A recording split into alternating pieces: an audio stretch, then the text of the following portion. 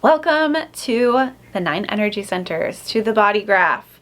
Now, our energy centers, these are like the meat and the bones of the body graph, right?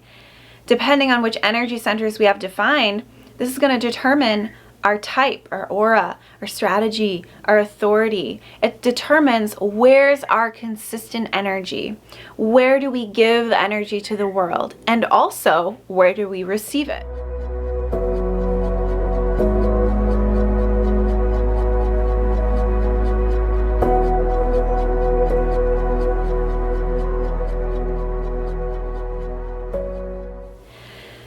So this, understanding your energy centers can really give you insights into what's my reliable energy, and also where am I extra vulnerable to the energy in my environment? Where am I being energetically conditioned, so to speak?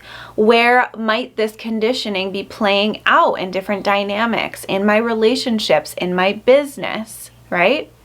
And so understanding these energy centers, both defined and undefined, understanding all 9 energy centers and what they represent, and really reflecting on that and reflecting on where you might be living sort of like in the lower expression, or where you might be playing out some of these conditioned dynamics of these energy centers.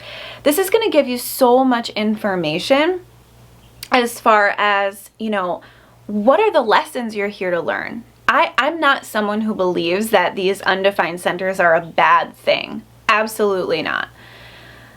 Your undefined centers are a beautiful thing, because this is where you have this greatest potential for lessons and wisdom and for deeper connection to others.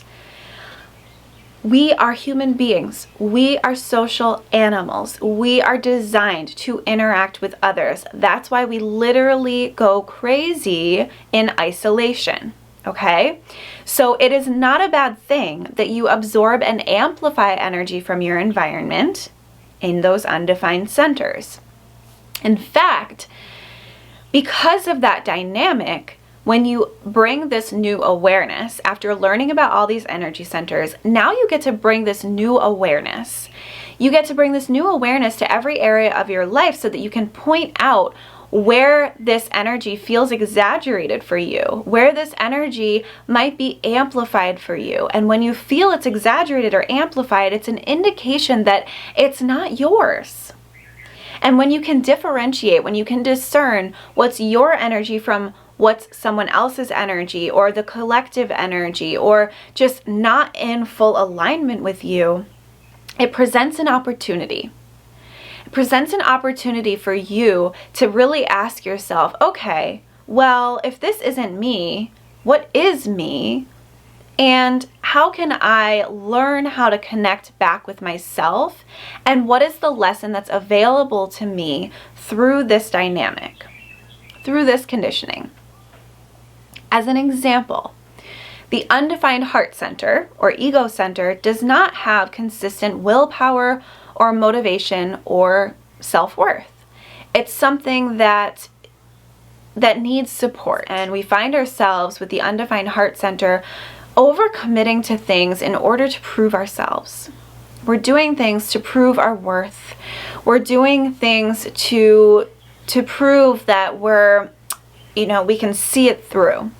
But because we don't have that willpower, that motivation that's consistent, and because we're making decisions that are out of alignment for us, and instead making decisions based on the pressure we feel to prove our worth, we're not able to see those things through. And it makes us feel even worse about ourselves, right? But there's a lesson here. One, the lesson is discerning what's the correct decision for you versus what's the pressure you're feeling to make decisions based on proving yourself.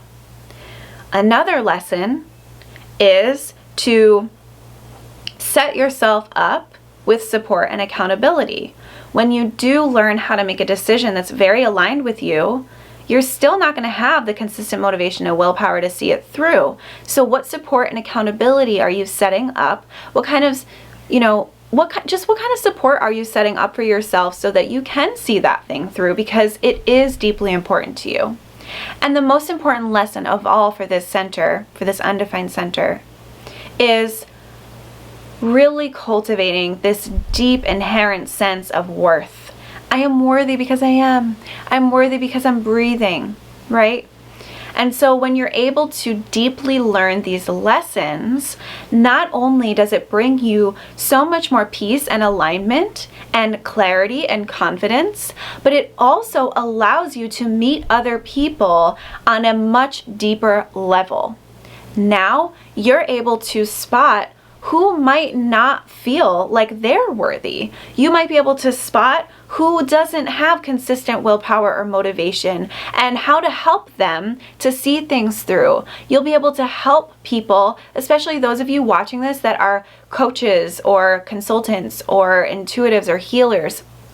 You're able to meet clients on a much deeper level and provide profound transformation because you've been there yourself and you've learned that lesson, right? So yes, learn the energy centers and also look at this knowledge through this lens. What lessons can I learn from this conditioning? My conditioning is not a bad thing. It's actually a beautiful gift, right? And when you look at it from that lens, there is no right or wrong. It just is. And the way that you decide to express what is entirely up to you. So that is my spiel on the 9 energy centers. I have much more content about the 9 energy centers coming to you. But for now, please enjoy what is here. And any questions that come up, just put them in the comments and we will make sure that we get back to you. Enjoy.